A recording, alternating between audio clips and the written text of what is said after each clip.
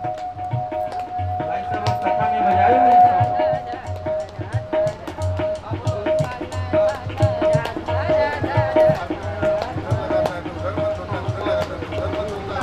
लाल की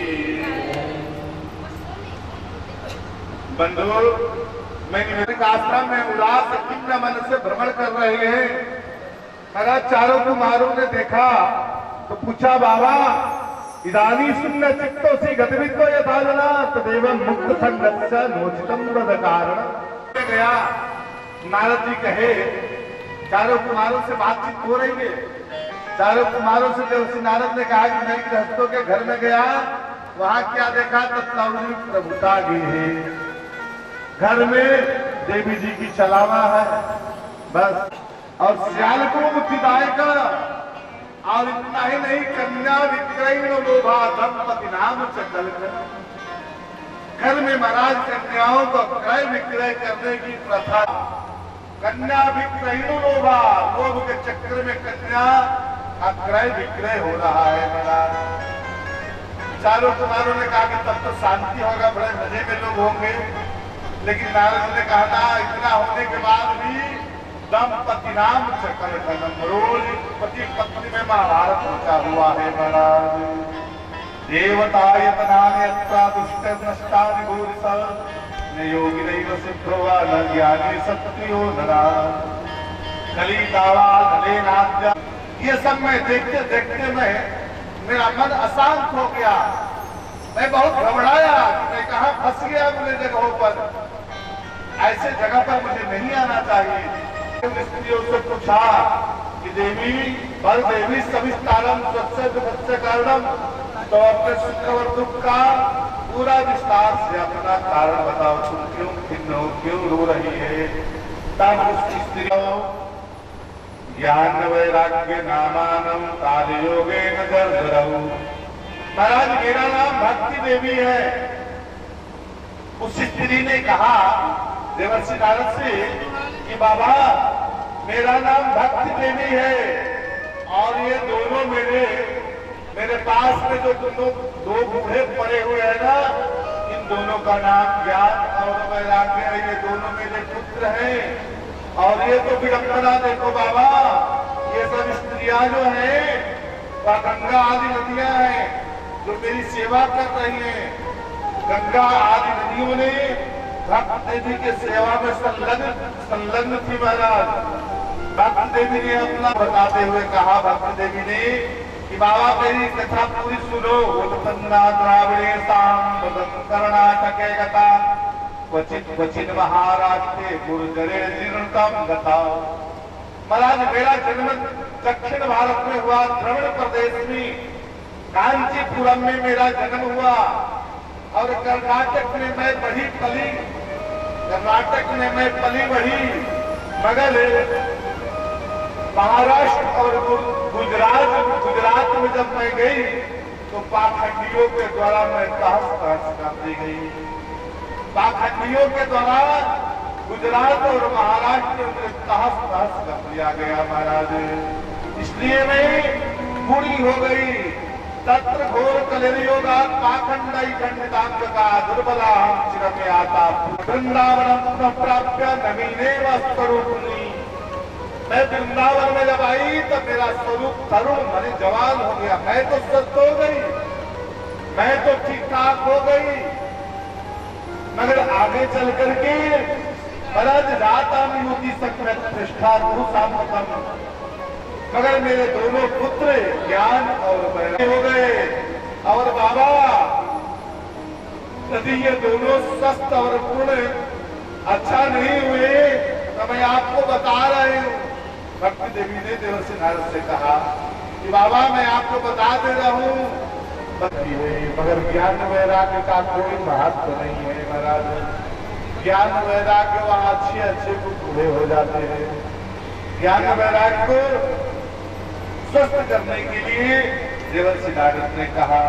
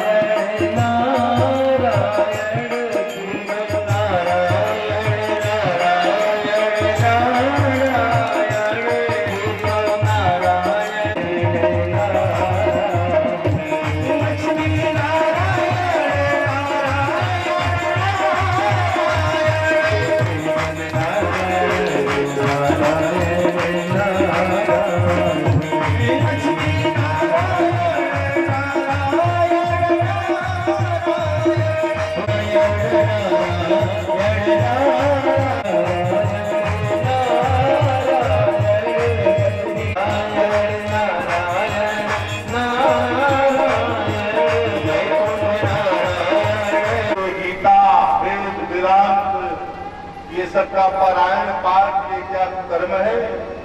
तो सत्कर्म क्या है?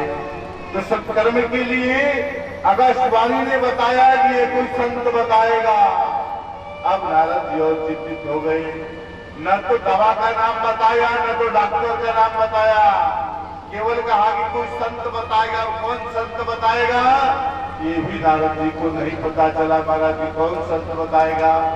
अब नारद जी उस संत के खोज में महाराज निकल पड़े। महाराज वृंदावन से घूमते घूमते सभी तीर्थों में गए, सभी जगहों पर गए। जहाँ भी महात्मा मिलते थे उनके यहाँ जाकर के नारद जी प्रणाम करते और भक्ति ज्ञान वैराग्य को स्वस्थ करने का उपाय पूछते महाराज। मगर देवर्षि नारद को पूछने पर आधा लोग तो ऐसे मुख फेर लेता था, इतने बड़े सिद्ध ब्रह्मा के मानस पुत्र होकर के हम साधारण आदमी से उपाय पूछ रहे हैं, ये ठीक नहीं। तो अपने पहुंचे हुए बाबा है, इतने बड़े संत हैं, इनको मैं क्या उपाय बताऊं? इसलिए बहुत सारे लोग मुंह फेर लेते हैं, बहुत सारे मौन वक्त का बहाना बना देते हैं। इस प्रकार से महाराज घूमते घूमते ततः चिंता तुरा सोता बदली बनवागता। अब ये खोजते खोजते उस संत को चक्कर में घूमते घूमते उपाय पूछते पूछते सीधे बद्रिकाश्रम पहुंच गए महाराज। तावत कदर सपुरता सनकादि मुनीश्वरान कोटि सूर्य समाभास नुवाच मुनि सत्तमः। महाराज जैसे वहां भी भ्रमण कर रहे थे, ऋषियों को खोज रहे थे। महाराज किससे पूछूं, कौन से संत उपाय बताएंगे ज्ञान वैराग्य स्वस्थ करने के लिए? इसलिए में महाराज चारों कुमारों का दर्शन हो जाता है। तावत सदर सपुरता सनकादि मुनीश्वर कोटि सूर्य समाभास नुवाच मुनि सत्तमः। महाराज चारों कुमारों का दर्शन हो जाता है। देवर्षि नारद ने कहा इदानीं भूरि भाग्येन भवद्भि संगमो भवत् कुमारा भूवतां शीघ्रं कृपां कृत्वा मम परि। देवर्षि नारद चिल्लाने लगे, जोर जोर से कहने लगे, आज तो मेरा भाग्य उदय हो गया, आज तो मेरा भाग्य उदय हो गया। ऐसे अमरात्मा विमलात्मा महात्माओं का दर्शन मुझे प्राप्त हो गया। संतों की कृपा प्राप्त हो जाए जीवन में बंधु तो फिर क्या करना है? देवर्षि नारद ने गाने लगा, देवर्षि नारद गाने लगे, क्या के संग लागे तेरी अच्छी बनेगी, संतन के संग लागे तेरी अच्छी बनेगी। कान बढ़िया बनाइए इसको। संतन के संग लागे तेरी अच्छी बनेगी, संतन के संग लागे तेरी अच्छी बनेगी, अच्छी बनेगी तेरी बिगड़ी बनेगी, अच्छी बनेगी तेरी बिगड़ी बनेगी, अच्छी बनेगी तेरी बिगड़ी बनेगी, अच्छी बनेगी तेरी बिगड़ी बनेगी। वो तेरो बड़ो भाग्य तेरी अच्छी बनेगी, वो तेरो बड़ो भाग्य अच्छी बनेगी, संतन की संग लागे तेरी।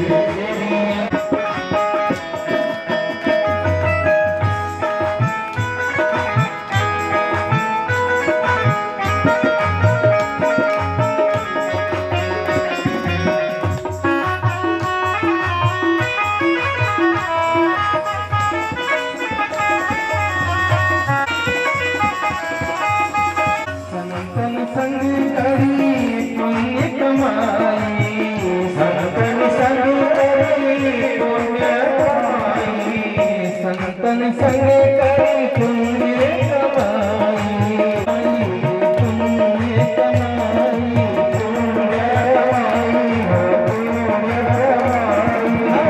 संतन संग करी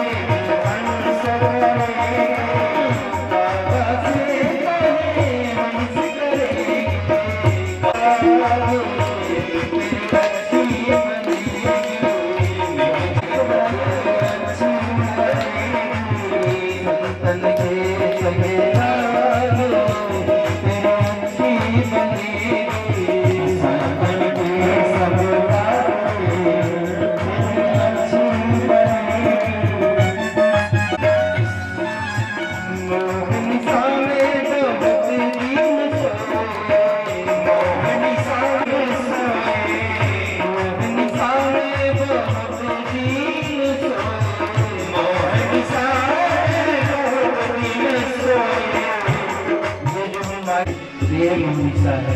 ओ मोहनिसा में वो हबीबी ने सोए, मोहनिसा में वो हबीबी ने सोए, हबीबी ने सोए, हबीबी ने सोए, हबीबी ने सोए, मोहनिसा में वो हबीबी ने सोए, मोहनिसा में जाग सको सो जाओ अच्छी बनेगी, जाग सके हो जाओ अच्छी बनेगी, मन के दुनिया अच्छी बनेगी, मन के सब। इसलिए मैं हाथ जोड़कर आपको प्रार्थना करता हूँ कि आप ज्ञान और वैराग्य को स्वस्थ करने के लिए भक्त देवी के साथ कोई ऐसा उपाय बताएं, ऐसा कोई उपाय बताएं कि हम ज्ञान और वैराग्य को स्वस्थ कर सके। महाराज मैं वचन हार चुका हूँ, मैं भक्त देवी से वादा कर लिया हूँ कि मैं तुम्हारे पुत्र को स्वस्थ कर दूंगा। अगर यदि मैं नहीं स्वस्थ कर पाया तो इस संसार में मेरी बहुत बड़ी बदनामी होगी। इसलिए नारद जी ने चारों कुमारों से कहा कि बाबा आप ऐसा कोई उपाय बताएं जिससे मैं भक्ति ज्ञान और वैराग्य को पुनः स्वस्थ कर सकूं, पुनः ठीक ठाक कर दूं। महाराज सनकादिकों ने बड़ा सोच विचार करके कहा कि देवर्षि नारद आप चिंता मत करो, आप एक उपाय करो। क्या करो? तो महाराज श्रीमद् भागवतालापा सातु गीता सुखा देवी। देवर्षि नारद आप श्रीमद् भागवत महापुराण जो सुखदेव मुनि के द्वारा गाया गया है उस ग्रंथ का आप वाचन करो, उस श्रीमद् भागवत महापुराण का आयोजन करो। महाराज मैं कहता हूँ निश्चित ही ज्ञान और वैराग्य भक्ति के सहित स्वस्थ हो जाएंगे। महाराज यह कहकर के महाराज चारों कुमारों को उपाय बताया। यही उपाय सबसे अच्छा है कि श्रीमद् भागवत महापुराण का आयोजन करो। महाराज देवर्षि नारद सुन करके खिन्न हो गए और कहने लगे कि बाबा आप श्रीमद् भागवत महापुराण की बात करते हो, मैं तो वेद वेदांत घोषे गीता पाठन प्रबोधितम भक्ति ज्ञान विरागाणाम मोद तिष्ठत्सगम वेदा। बाबा मैंने तो बारंबार वेद वेदांत गीता उपनिषद इत्यादि का बारंबार मैंने पाठ करके सुनाया, तो आप साधारण से उपाय श्रीमद् भागवत महापुराण को क्या समझते हो? चारों कुमारों ने बड़े जोर से हंसा और कहा, नारद जी ने कहा कि जब वेद वेदांत गीता उपनिषद से जब ज्ञान वैराग्य स्वस्थ नहीं हो पाए तो ये श्रीमद् भागवत महापुराण सुनाने से क्या स्वस्थ होंगे? चारों कुमारों ने बड़े जोर से हंसा और कहा कि अरे बाबा आप समझ नहीं पाते हो। तो महाराज सार गर्भित बात कहकर के महाराज चारों कुमारों ने देवर्षि नारद को समझाया कि नारद भले ही वेद वेदांत उपनिषद और गीता से ही श्रीमद् भागवत महापुराण का प्राकट्य हुआ हो। नारद जी ने ऐसा कहा कि महाराज भागवत भी तो वेद वेदांत से ही निकला हुआ है, गीता से ही निकला है, उपनिषद से ही निकला है। तो जब उपनिषद गीता वेदांत वेद सुनाने से नहीं हुआ तो क्या ये बात मैं मान लूं कि भागवत सुनाने से हो जाएगा? तो चारों कुमारों ने बताया नारद ये नहीं जानते हो। महाराज बड़ा सुंदर उदाहरण देकर बताया कि वेदोपनिषदा सारम जाताम भागवती कथा अत्युत्तमातो भाति पृथक भूता पराकृति। देवर्षि नारद ने बताया, देवर्षि नारद को बताया चारों कुमारों ने कि देखो नारद ये जरूरी नहीं है कि जैसे आम का पेड़ हो और उसको फल लगा हो तो कोई आम का फल खाए और कहे अरे आम जब इतना स्वादिष्ट है तो इसके पेड़ में कितना स्वाद होगा, इससे ज्यादा स्वाद इसके पेड़ में होगा, ये कोई जरूरी नहीं है। उसी तरह वेद वेदांत से निकला हुआ वेद वेदांत का ही फल है श्रीमद् भागवत, निगम कल्प तरुणगल्पम फलम। वेद का ही फल है यह श्रीमद् भागवत महापुराण। लेकिन जो स्वाद, जो रस फल में होता है, वह जरूरी नहीं है कि वह पेड़ में भी हो सकता है। जो काम फल कर देगा वह काम पेड़ नहीं कर सकता है। अगला उदाहरण दिया कि महाराज अमूल आक्रम रसस्तिष्ठान नास्ति न स्वाद यथेयथा। जैसे गन्ना से चीनी बनता है, मगर जो काम चीनी कर देगा वह गन्ना नहीं कर पाएगा। सब लोग जानता है कि गन्ना से ही चीनी बनता है, लेकिन जो काम हम चीनी से कर लेते हैं, जैसे चाय बना रहे हो, चाय बनाते बनाते यदि चीनी कम पड़ जाए तो सोचोगे तो गन्ना से निकला हुआ चीनी है, गन्ना ही डालो चाय, तो उससे कोई फायदा थोड़ी मिलेगा, वह रस नहीं आएगा, वह आनंद नहीं आएगा। वही बताया कि महाराज पृथक भूता ही तद्रव्यम देवानाम समर्पणम यथा दुग्धे स्थल सर्वज्ञ स्वादते उपकल्पते। जैसे दूध से एक घी बनता है, मगर जो काम घी से किया जा सकता है वह काम दूध थोड़े कर सकता, नहीं कर सकता है।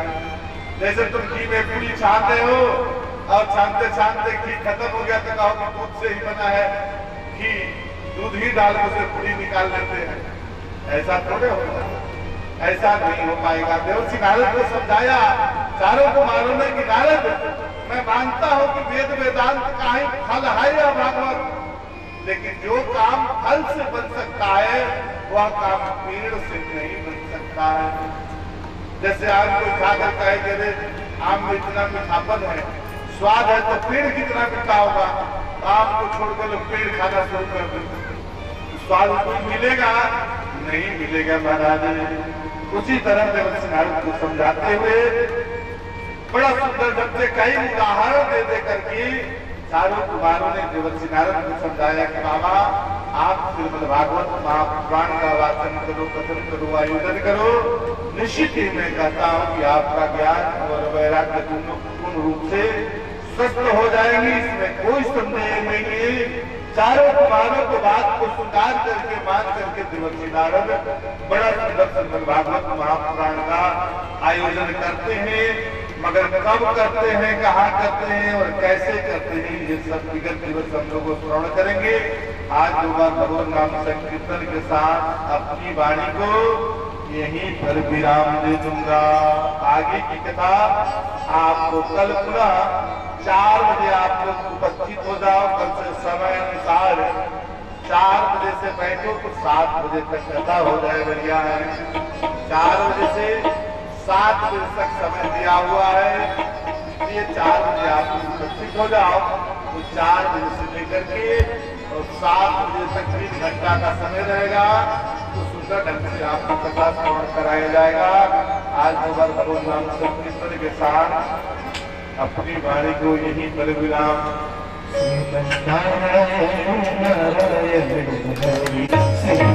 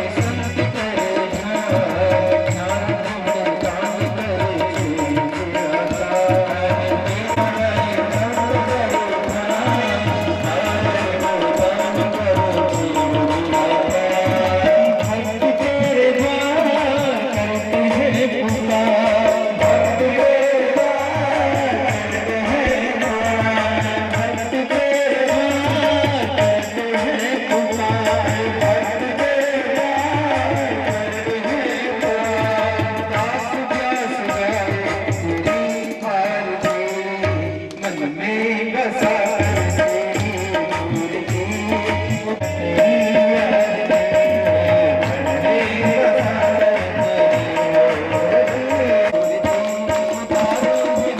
में बसा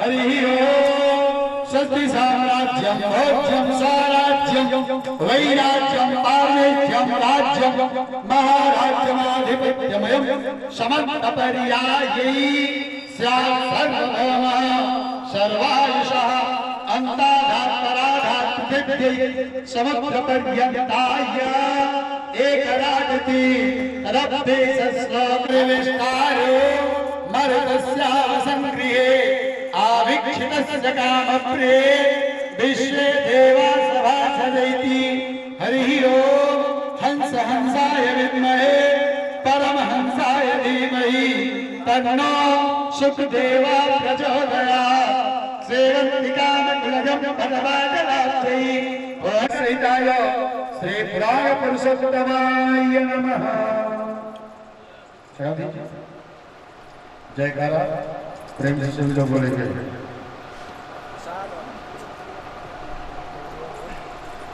बोलिए गंगा महारानी की जयकारा। सब बोलिए, क्या लगा है बोल दीजिएगा तो हो सकता है कुछ पुण्य मिल जाए। इसलिए सावन का महीना है, देवघर का वास है। जय बोलिए चाहे ना बोलिए, क्या बात।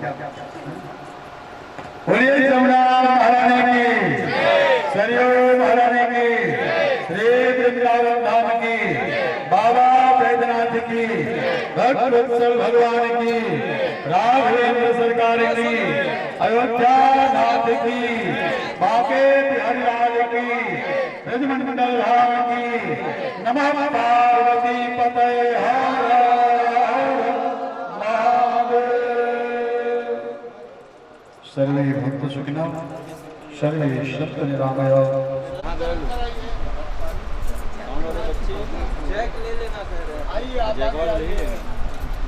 गुड़वा छोड़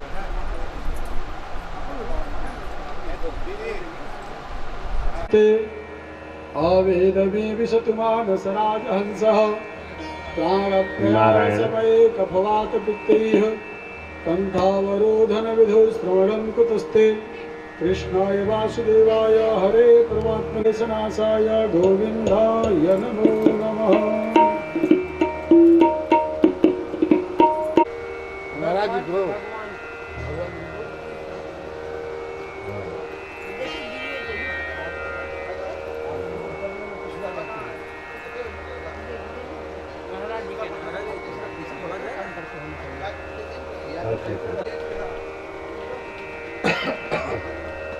नारायण नहीं, उनको नहीं छूना है।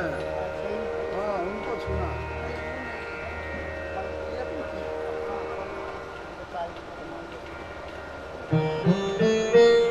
नहीं बाबा, नहीं बाबा, नहीं बाबा।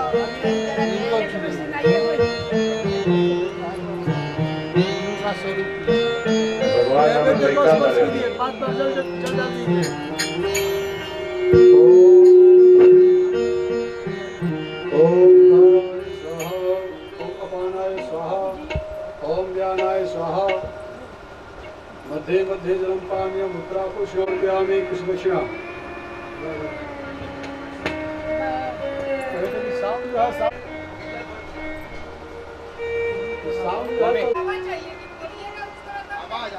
इतना तेज बोले अरे माइक में बड़ा क्वालिटी है, बड़ा बढ़िया बोल रहा है, उससे देखो उससे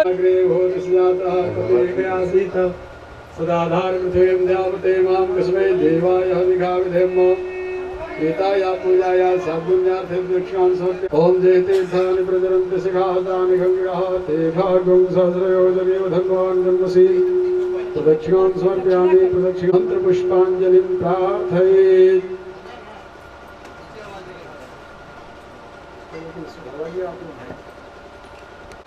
जानता है कि मेन माइक यही है, उसको नहीं सुधारेंगे तो किसको सुधारेंगे।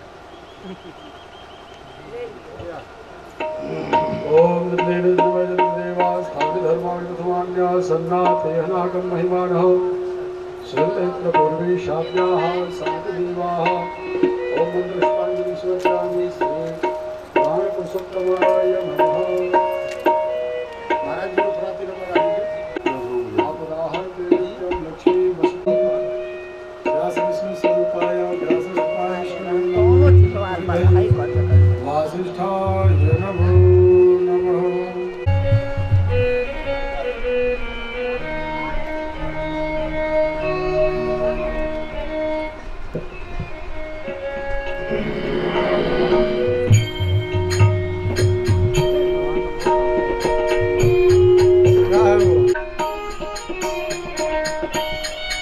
आरती दीजिए आरती।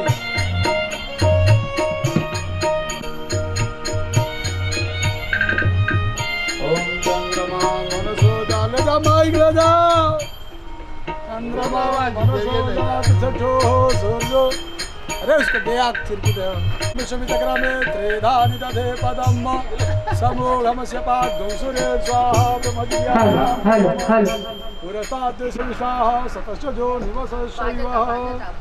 चलिए व्यास जी।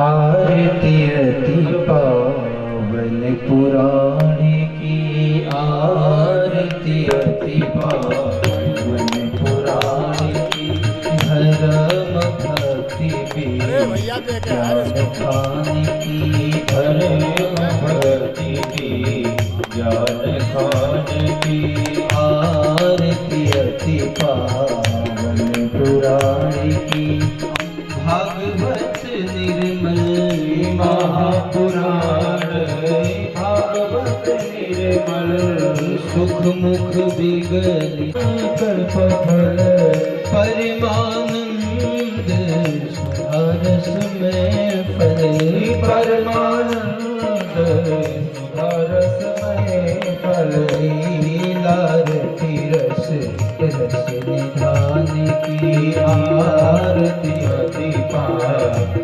पुराण की धर्म भक्ति धर्म भक्ति ज्ञान खान सकल सुख शुभ श्री हरि चरित ज्ञान की आरती अति पावन पुराण की विषय विलास विमोह विनाशिनी विषय विलास विमोह विनाशिनी विमल विराग विवेक विकासिनी विमल विराग विवेक विकासिनी भगवत तत्व रहस्य प्रकाशिनी भगवत तत्व आरती अति पावन पुराण की धर्म ज्ञान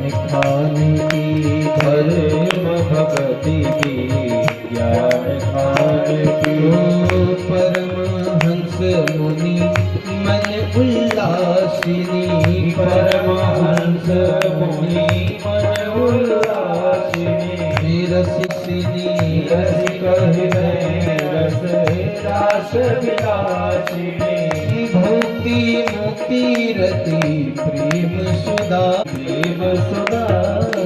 कथा किंचन प्रिय सुजान की आरती अति पावन पुराण की धर्म भक्ति भी ज्ञान खान की आरती अति पावन पुराण की आरती अति पावन पुराण की आरती अति पावन। जल से घेर दीजिए। शरीर शीतलीकरणम् आत्माभिवन्दनम् मंत्रपुष्पाञ्जलि आय मह्यं कामेश्वरो वैष्णवणो दधातु कुबेराय वैष्णवणाय महाराजाय नमः। ॐ नानासुगन्धिपुष्पाणि यथा कालोद्भवानि च पुष्पाञ्जलिर्मया दत्ता गृहाणा परमेश्वर। मंत्रपुष्पाञ्जलिं समर्पयामि नमस्करोमि। कौन देवता को? पुराण पुरुषोत्तमाय नमः।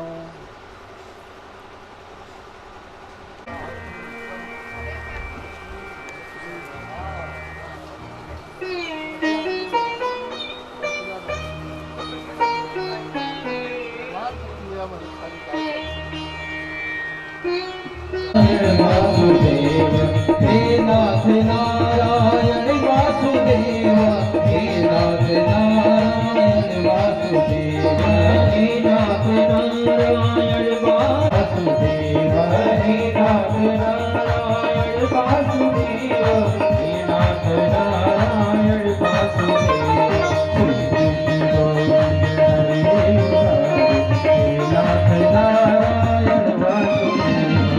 श्री कृष्ण गोविंद हरे मुरारी हे नाथ नारायण वासुदेव। राधे कृष्ण राधे राधे कृष्ण कृष्ण राधे कृष्ण राधे कृष्ण राधे कृष्ण राधे कृष्ण कृष्ण राधे राधे राधे कृष्ण राधे कृष्ण कृष्ण कृष्ण राधे राधे राधे कृष्ण राधे कृष्ण कृष्ण राधे कृष्ण राधे कृष्ण कृष्ण कृष्ण राधे राधे कृष्ण राधे कृष्ण कृष्ण कृष्ण राधे राधे कृष्ण राधे कृष्ण कृष्ण कृष्ण राधे राधे राधे कृष्ण राधे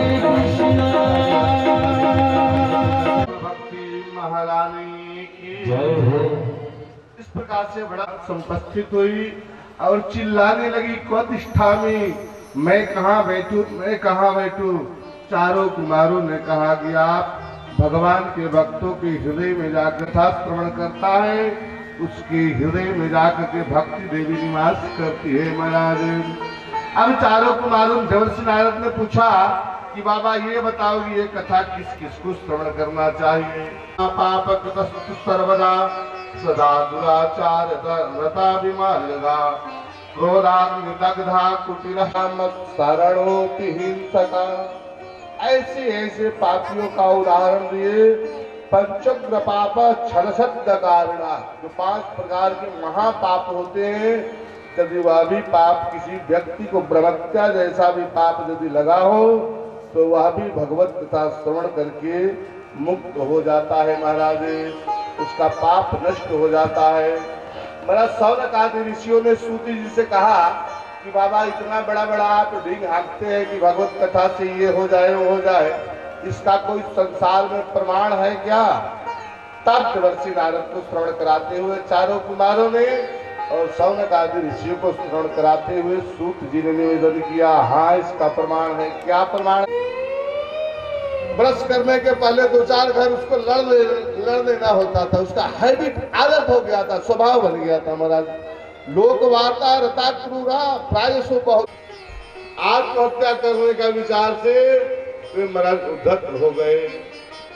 जंगल में गए, जाकर के एक पीपल के वृक्ष के नीचे जाकर के बैठ करके रोने लगी, अब तो मरना है। निश्चित कर लिए कि अब मरे बिना कोई दूसरा रास्ता नहीं है संसार में, मुझे इतना दुखी हो गए। वह जंगल में बैठ करके पश्चाताप करते थे, रो रहे थे। तब तक उसी समय एक महात्मा आ गए महाराज। एक महात्मा को आते हुए देखा तो महात्मा को दया लग गई। महात्मा ने ब्राह्मण को छेड़ा, अरे बाबा पंडित जी क्यों रो रहे हो, क्या बात है?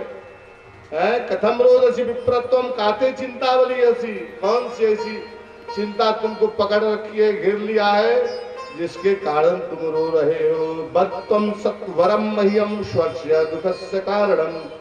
हे विप्रदेव, हे ब्राह्मण देवता, आप अपना दुख का कारण मुझे विस्तार से बताओ। ब्राह्मण ने कहा, बाबा मैं क्या बताऊं, मेरे घर में कोई संतान नहीं है, इसलिए मैं बड़े चिंतित हूं। पूर्व पापे न संचितम। महाराज ब्राह्मण देवता ने कहा कि बाबा मैं यहाँ तक कि मैं जो वृक्ष रोप देता हूँ उसमें फल तक नहीं लगता है। मैं जिस गाय का पालता हूँ उस गाय ने भी बछड़ा देना बंद कर दिया, बछड़ा नहीं देती है महाराज, बड़ी चिंता है महाराज। तो पंडित जी महात्मा ने कहा, तो इसके लिए चिंता क्या करते हो, तो संसार है तो बनता बिगड़ता रहता है। तब पंडित जी ने कहा, ना महाराज आप तो बाबा बैरागी हो इसलिए उपदेश कर रहे हो। यहाँ तक धिक जीवितम प्रजाहीनम दिग्गृहम प्रजाम बिना, महाराज दिग्धनम चानपत्यस्य दिक्कुलम संतति बिना। धिक्कार है ऐसे गृहस्थ को जिसके घर में महाराज बच्चे कलरव ना करें, वह ठीक नहीं है महाराज। अब तो आप या तो कोई उपाय करो या तो मैं आपके सामने अपना माथा पटक के प्राण दे दूंगा, प्राण छोड़ दूंगा, मर जाऊंगा बाबा, और मर करके आपको ब्रह्मत्या लगाऊंगा। आप तो महात्मा फंस गए।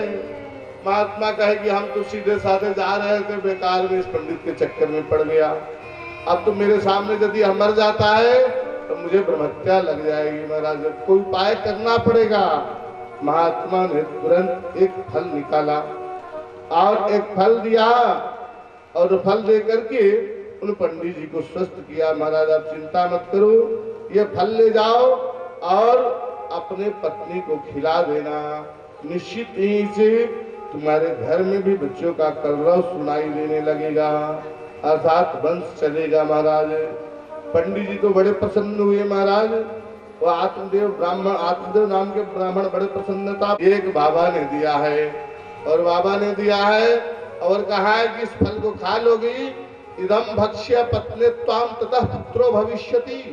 इस फल को खाने से निश्चित ही भविष्य में तुम्हारे घर पुत्र की करके काके पर रख दिया महाराज। और कहीं पंडित जी से कि मैं नहा धो आकर पूजा पाठ करके खा लूंगी। अब तो और चिंता बढ़ गई महाराज। पंडित जी बेचारे समझ गए कि फल खा लेगी, और ये धुंधली फल खाई नहीं, फल खाई नहीं धुंधली, फल ले जाकर के अलमारी में रख दिया महाराज। और तब तक एक पड़ोसन आ ही गई, सुबह सुबह लड़ने झगड़ने का आदत था उसका।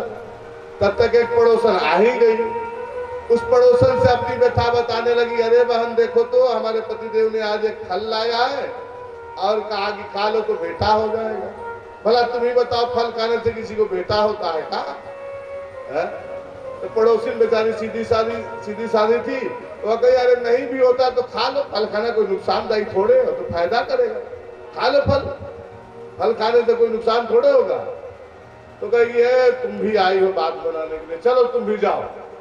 अब उससे झगड़ा झंझट करके वो भी चली गई पड़ोसन, फल खाई नहीं, अभी तो नहाई ही नहीं है, फल जैसे का तैसे रखा हुआ है। तब तक कुछ देर बाद उसकी एक बहन आ गई, उसकी एक बहन थी, वह उसी मौके से आ गई। बहन से भी वही व्यथा बताने लगी, देखना बहन आज हमारे पतिदेव एक फल लाए हैं और कह रहे हैं कि फल खाने से बेटा हो जाएगा, इस फल को खा लो, भला बताओ इस संसार में कहीं फल खाने से बेटा होता है क्या? अब महात्मा ने कहा, वह बहन ने कहा कि अरे बहन तो चाहती थी कि इसका कोई बच्चा ना हो, ताकि इसका सारा माल हमें मिल जाए। अब वो कहने लगी, अरे बहन फल खाने से कहीं बेटा होता है, झूठ मूठ की फालतू बाबा बैरागी के चक्कर में पड़ गई तुम। ऐसा करो कि तुमको यदि बेटा की आवश्यकता है तो देख मेरे गर्भ है, मेरे पेट में बच्चा है, तुम्हें बेटा की आवश्यकता नहीं है तो तुम चिंता मत करो, समय अनुसार हमें पुत्र की प्राप्ति होगी, तो मैं वादा करती हूँ कि मैं अपना हुआ पुत्र मैं तुमको सौंप दूंगी। रही बात मेरे घर परिवार वाले पतिदेव की, तो थोड़ा माल ताल दे देना, बस मैनेज हो जाएगा, है? पैसा रुपया दे देना, बस हो जाएगा काम, धन दे देना। वो तैयार हो गए कि चलो बहन ठीक है। तुम अभी सोचने लगी धुंधली, बहन से बतियाने लगी, बताओ फल खाने से तो पेट में बच्चा हो जाएगा, तो पेट फूल जाएगा, बड़ा हो जाएगा, तो उस समय तो मैं ज्यादा काम धंधा कर नहीं पाऊंगी घर की। तो एक ने कहा कि अरे ये कौन बड़ी बात है, इसकी कोई समस्या नहीं है, किसी को बुला लेना, अपने ननद को बुला लेना काम करने के लिए, ऐसे भी बच्चा होगा तो देना पड़ेगा कुछ। तो कही अरे हमारा ननद तो घर सब चुरा लेगो, तो चोटीन है, तो पूरा घर में साफ करके चली जाएगी। कई प्रकार के कल्पना करने लगी कि बहन यदि हम गर्भवती हो जाऊंगी तो मुझसे चला फिरा नहीं जाएगा, भूख नहीं लगेगा, खाना कम हो जाएगा, तो मैं दुबली पतली हो जाऊंगी, कमजोर हो जाऊंगी, तब क्या होगा, घर में चोर घुस जाए तो सब लोग भाग जाएगा, हम तो भाग भी नहीं पाऊंगी। अरे राम राम राम राम, नाना प्रकार के सैकड़ों तर्क जोग कल्पना करने लगी। आप सब लोग को लगा ये काम बनने वाला नहीं है, तो उसके बहन ने कुछ ऐसा वैसा सिखा पढ़ा दिया, उसकी बात मान गई। हाँ ठीक है, प्रसूति का दुख भी नहीं सहने को मिलेगा और बच्चा का बच्चा भी हो जाएगा। लालने पालने दुख, बच्चा को लालन पालन करने में कितना कष्ट होता है, गर्भवती स्त्री को कितना कष्ट होता है गर्भ बच्चा का पालने, उन सबसे मुक्ति मिल जाएगी, न करना पड़ेगा। अच्छा ये सौदा तय हो गया बहन के साथ। महाराज बहन चली गई, अब बचा फल, तो फल के लिए कहा कि अब फल क्या करूं, तो फल इतने दिन से तुम्हारे दरवाजे पर गैया बंधी है, उसका भी तो बच्चा नहीं हो रहा, ऐसा है कि फल को प्रमाणित कर। अब वो ले जाकर के चुपचाप वह फल गैया को बेचारी खिला दिया और अपने खाई नहीं। पंडित जी शाम को आए, पूछे फल खा लिया? हाँ महाराज, तो उसी समय खा लिया। झूठ बोल गई महाराज। अब समय बीतता गया, समय बीतता गया, तो पहले अपने पेट पर कपड़ा लपेटना शुरू किया, 2-4 साड़ी लपेट लिया, कहा कि हाँ महाराज फल बड़ा अच्छा था, बड़ा फायदा किया है, इससे बच्चा होने वाला रह गया। जब ज्यादा समय हुआ तो कड़ा बांध लिया, कड़ाही जिसमें सब्जी बनाते हैं, कड़ाही बांध लिया, कहीं देखो मेरा पेट कितना निकल गया। जैसे जैसे उसकी बहन बताती थी वैसे वैसे ही बेचारी करती थी। इसका गुरु थी वह थी, उसका गुरु तो वह थी। अब कपड़ा लपेट के, कड़ाही बांध के कपड़ा लपेट ले तो लोग समझे कि सही में गर्भवती है, पेट निकला है। ऐसा है, ऐसा महाराज नौटंकी किया, ड्रामा किया कि सब लोग मान गए कि इसको गर्भ रहा है महाराज। अब समय अनुसार उसकी बहन को बेटा हुआ महाराज। बेटा हुआ तो चुपके से उस बेटा को ला करके और महाराज धुंधली को दे दिया। रात्रि में धुंधली को दे दिया और धुंधली से माल कुछ ले करके और अपने घर को चली गई। तो सौदा पहले से तय था कि ये करना है।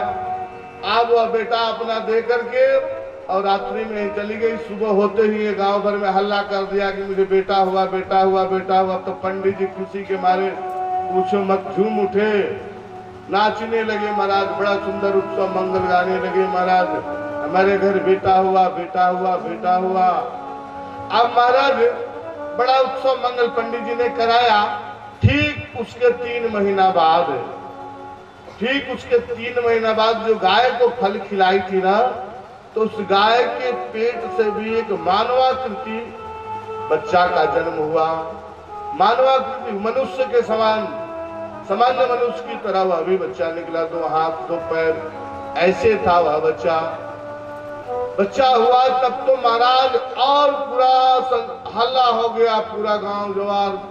अन्यत्र कई गांवों में कि पंडित जी के तो अब तो एक बच्चा नहीं था, अब तो बच्चा हुआ, तो देखो भगवान की कृपा, ये तो गाय के पेट से भी बच्चा का जन्म हो रहा है महाराज। ये सुन करके बहुत सारे गांव के लोग, दूसरे दूसरे गांव से लोग आ करके और आत्मदेव को बधाई देने लगे। महाराज धन्य महाराज, देखो भगवान देते हैं तो छप्पर फाड़ कर देते हैं, कहाँ एक भी संतान नहीं था और अब तो आपके घर में जानवर से भी मनुष्य का तरह आदमी निकल रहा है, बच्चा हो रहा है। महाराज भाग्योदयो धुना जाता आत्मदेवस्य पश्यता देन्वा बाला प्रसूतस्तु देवरूपी तुको सुतम।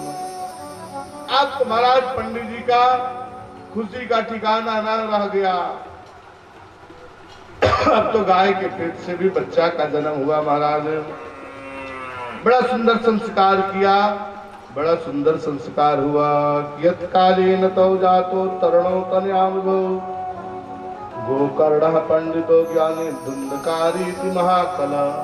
अब नामकरण का अवसर आया, बच्चे को नामकरण करने के लिए। तो महाराज जो गाय के पेट से बच्चा का जन्म हुआ था, उसका सारा हाथ पांव आंख नाक मुंह कान सब हम लोग मनुष्य की तरह था, मगर जो कान था ना वह गाय के समान था, केवल कान में अंतर था। इसलिए उस बच्चा का नाम आत्मदेव ने गोकर्ण रख दिया। प्रेम से बोलो गोकर्ण महाराज की जय। उस बच्चा का नाम गोकर्ण रख दिया गया।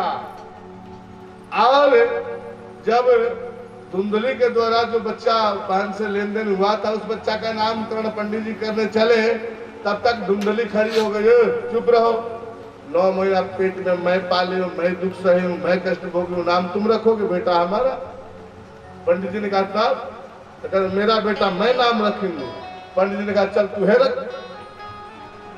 क्या रख रही हो तुम अपने बेटा का नाम? तो उसने कहा कि मेरा नाम धुंधली, तो मेरे बेटे का नाम धुंधकारी पड़ेगा। अब पंडित जी ने कहा चलो जो मन में आए सो रखो, तुम अपने बेटा का नाम धुंधकारी रख दिया। महाराज अब दोनों समय अनुसार तरुणावस्था को प्राप्त हुआ। महाराज यत्कालीन तौ जातो तरुणों तनयानुभव, दोनों जवान हुआ महाराज, और दोनों ने ख्याति प्राप्त किया। एक कुख्यात हुआ, एक विख्यात हुआ। वो करोड़ों पंडितों ज्ञानी धुंधकारी महाखला। वो कर्ण जी महाराज कुछ ही समय में सारे वेद वेदांत उपनिषद इत्यादि का अध्ययन करके बड़ा पंडित हुए महाराज। बहुत सारा उपलब्धियां प्राप्त की महाराज, विख्यात हो गए उस जिला जवार में महाराज। गोकर्ण जी इतने पढ़ लिख करके विद्वान, प्रचंड विद्वान बने। और धुंधकारी महाखल निकला। धुंधकारी क्या करता, छोटे छोटे बच्चे को पकड़ कर बड़ी मार मारता। किसी बच्चे को कोई नहीं देखता तो कुएं में डाल देता। नित्य का उसका पेशा बन गया, शराब पीना, मांस खाना, जुआ खेल, जितना बुरा बुरा संसार में लक्षण है सब उसमें आ गया महाराज। सब वो करने लगा, सारा बुरा बुरा कर्म करने लगा। वो रोज पंडित जी से अभी तक धुंधली से परेशान थे, अब धुंधकारी से भी परेशान होने लगे। पहले तो एक था, अब तो 2 हो गया। सारा मैं आय व्यय का हिसाब रखूंगा। अब सारा पंडित जी को लगाया 2-4 फाइट। पंडित जी बेचारे सीधे साधे थे, तुरंत चाबी थमा दिया, कहा कि लो बच्चा तुम ही चलाओ। अब उसको तो चलाना क्या था, उसको तो दारू पीना था, वेश्यावृत्ति करना था, जुआ खेलना था, ये जब उसका काम था। अब जब चाबी आ गया तब और करने लगा और मन बढ़ गया। एक दिन पंडित जी को जब वो भी खत्म हो गया तिजोरी का माल, तो एक दिन पंडित जी को फिर पकड़ा, बताओ अब चुरा के माल कहाँ रखे हो, छुपा छुपा के माल कहाँ रखे हो? पंडित जी ने कहा हम तो कहीं नहीं रखे। लगाया 2 चत्ता बड़ा कस करके। पंडित जी ने कहा बताओ ना, एक बार बेटा नहीं था तब मैं रो रहा था, बेटा हुआ फिर भी रोना पड़ रहा। अब पुनः महात्मा का बात याद आया कि महात्मा ने अच्छा कहा था कि अरे पागल। अब बेचारे पंडित जी बड़े दुखी हो गए। अब क्या किया जाए महाराज? अब पंडित जी बेचारे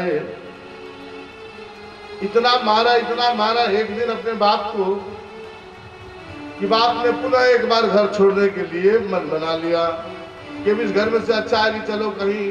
फिर मरने को सोचा, इससे तो अच्छा है मर जाए कहीं। अब पंडित जी बेचारे चल गए मरने के लिए।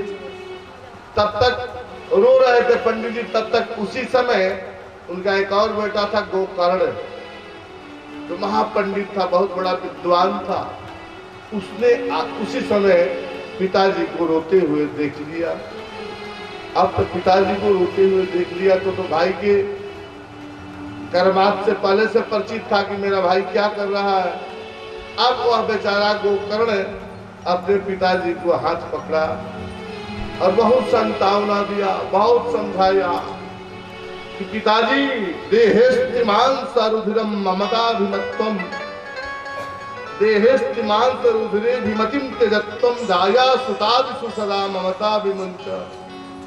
अरे पिताजी, हाड़ मांस के शरीर पर क्या आसक्ति बनाए हो? इस शरीर में क्या रखा है? ये तो पंचायती धर्मशाला है। इस शरीर में क्या है? देहेस्थि मांस और रुधिर, तीन चीज है, अस्थि मांस और रुधिर, हड्डी मांस और खून। इसको निर्माण करने में प्रकृति ने बड़ा सुंदर सुंदर वस्तु का निर्माण किया है। यह पंचायती धर्मशाला है, समझो।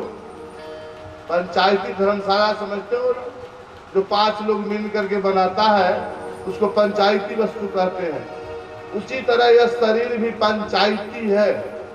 मानस में गोस्वामी जी ने भी लिखा कि छितजल पावक गगन समीरा पंच रचित यह अधम शरीर।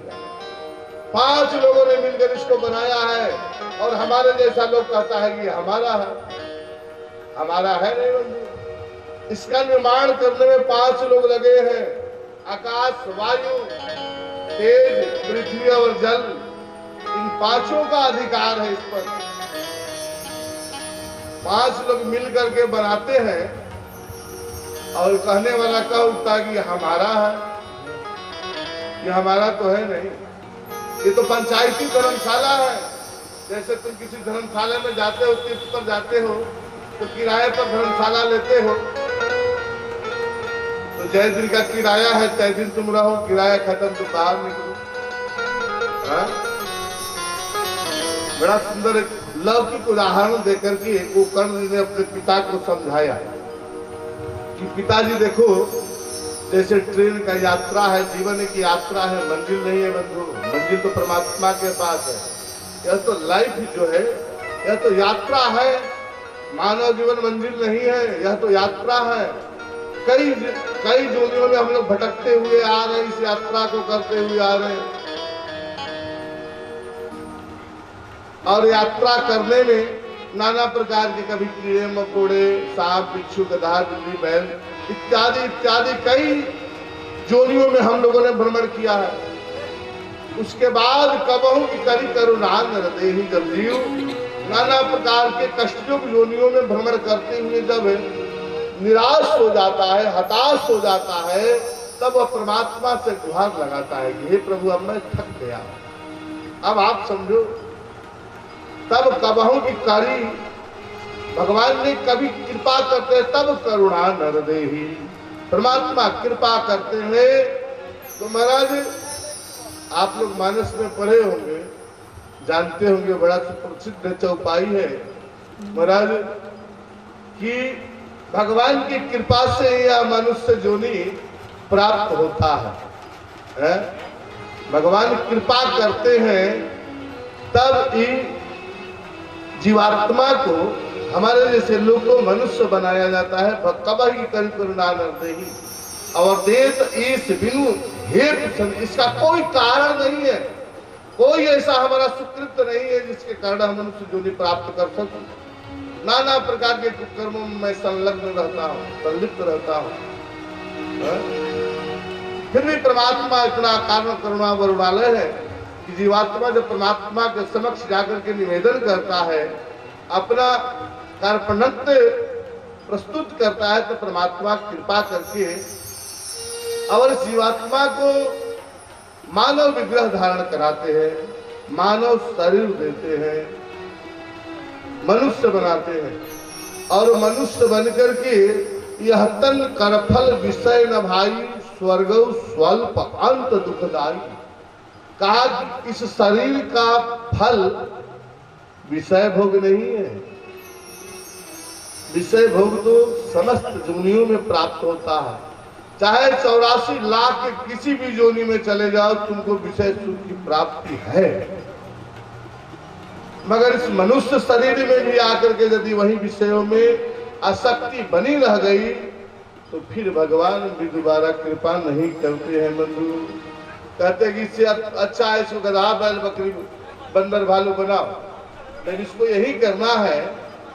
मनुष्य बनने का मुख्य उद्देश्य है कि महाराज भगवत प्राप्त कर लेना, भगवान को प्राप्त कर लेना मुख्य उद्देश्य है जीवात्मा का।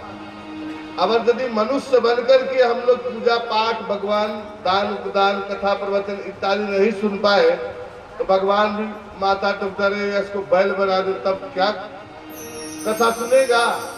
केवल कमाना खाना ही यदि उद्देश्य रह गया इस मानव जोनी में, तब भगवान कहेंगे इससे तो अच्छा है बैल। बैल क्या करता है? दिन भर कमाता है, रात में आता है, खा लेता है, सो जाता है। यदि वही हमारी भी प्रवृत्ति बन गई, मेरा भी यही उद्देश्य और लक्ष्य रहा कमाना खाना और सोना, तो भगवान तो कहेंगे इससे अच्छा है इसको बैल बना दो। ये भी ऐसा है, बैल की तरह ही करता है, गधा की तरह ही करता है महाराज। भगवान को भी बड़ा अफसोस होता है। इसलिए कबहू की करी करुणा न देवी। आज महाराज गोकर्ण जी समझा रहे हैं कि देहेस्त्रीमान सरुधिरम, इस शरीर में क्या है, जैसे हम लोग घर बनाते हैं तो घर में कई वस्तुओं की आवश्यकता बनाने में लगता है ना, जैसे सीमेंट, छाड़, गिट्टी, ईंटा, बालू लगता है ना, और ऊपर से फर्स्ट क्लास प्लास्टर करके और डेंटिंग पेंटिंग कर देते हैं, बस चमक जाता है। उसी तरह प्रकृति ने इस शरीर को बनाने में किया है। पहले अस्थि बनाया, सृंजना जिसको कहते हैं, नक्शा, हड्डी बनाया, हड्डी मानव कंकाल देखे होंगे आप लोग पिक्चर में, मानव कंकाल बनाया, उसके बाद उसको प्लास्टर चढ़ाया, क्या चीज था? मांस भरा, मांस भर दिया, बराबर हो गया। उसके बाद फिर डेंटिंग पेंटिंग करना शुरू किया, किसी को बहुत ज्यादा गोरा बना दिया है, बड़ा सुंदर बना दिया, डेंटिंग पेंटिंग करना शुरू कर दिया। अब हो गई मकान तैयार, और क्या कहने वाला कह लेता है कि तो मैं बनाया, कहने वाला कह लेता है कि मैं बनाया।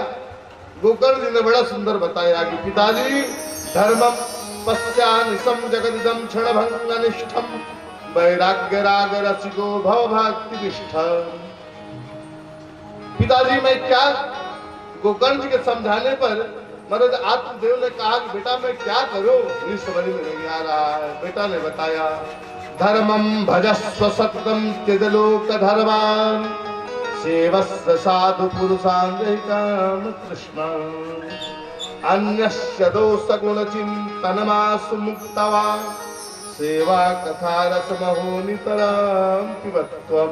बेटा ये करो, बेटा मैं क्या करूं? गोकर्ण जी ने पिताजी को समझाया कि पिताजी आप धर्म करो, धर्मम भजस्व सत्यम लोक धर्मान, समान लौकिक धर्म को परित्याग करके विशेष धर्म को अपना करके आप बड़ा सुंदर भगवान का भजन करो महाराज।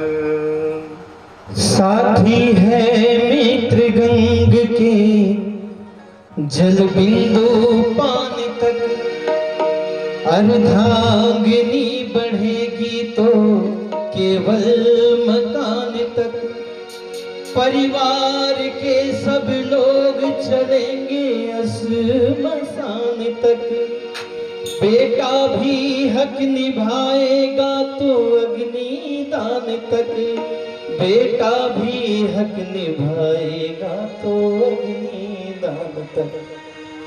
तो अरे इसके तो आगे भजन ही है साथी, हरि के भजन बिन अकेला